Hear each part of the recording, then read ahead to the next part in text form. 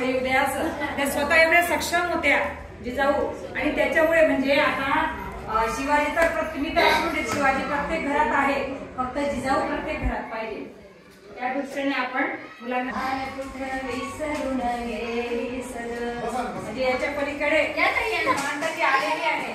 तर ही मुलगी कुठल्या याच्यात कमी नसते. ते मुलगाच कशाला हवा ग, लेकीचं बालपण संगोपन कर, नावाचा लौकिक होईल विसरून गेलीस ताई, बाल कुठं विसरून गेलीस ग.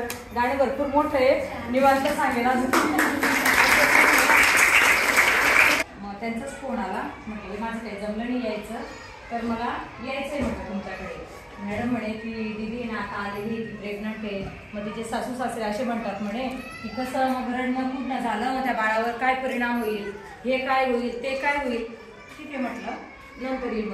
मग मी असा विचार केला, एवढ्या छोट्या छोट्या गोष्टी जर त्या बाळावर परिणाम होत असेल तर आयुष्याची लढाई तो काय लढेल. किती संकट असतं आयुष्यामध्ये, पावलं पावली संकट असतात. इतका जर विचार डॉक्टर जर असं सांगत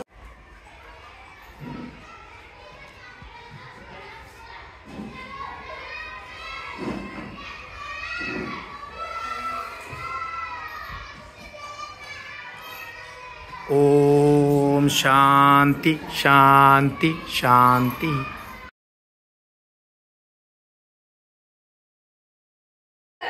पण बस लिही वाच, तू चित्र का काढत नाही, पण तू बस माझ्यासमोर अभ्यासाला. त्या स्वयंपाकाला बसायच्या, त्याला अभ्यासाला बसवायचं.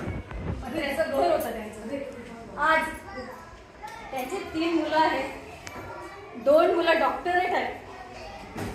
माझ्याकडे होता तो महावितरणमध्ये सिनियर इंजिनियर आहे नाशिकला, तो पण PhD झालेला आहे. त्यांचा 2 नंबरचा मुलगा पण PhD झालेला आहे.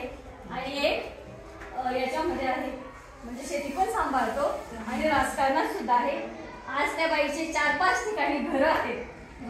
आणि एक वेळेस अशी परिस्थिती होती की पत्र्याचं घर होतं, ते दादा पत्र वाटायचे आणि ताई डबे करायच्या आणि अशिक्षित होते, तरी पण त्यांची मुलं उत्कृष्ट शिकले.